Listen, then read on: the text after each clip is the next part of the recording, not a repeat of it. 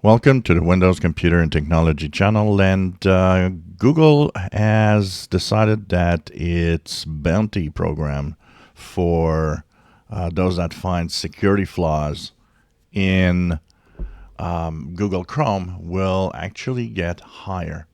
So it would seem that they will double the amount of money given to anybody that finds a security flaw, and that shows a example on how to exploit it.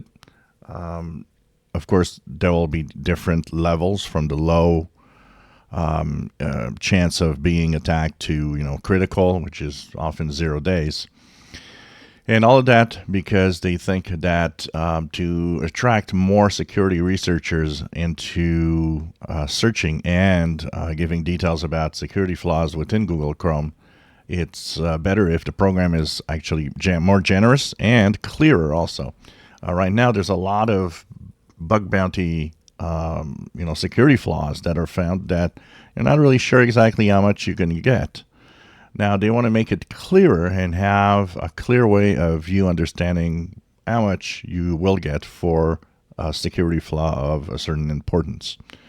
So this is good because these guys are the ones that keep us safe.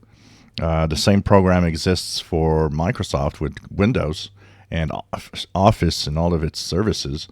Microsoft pays out a lot of money every year to in the bug bounty program too. So this is, of course, to make sure that hackers and bad guys don't get the security flaws first, and to help and keep us safe. These security researchers, well, are very important.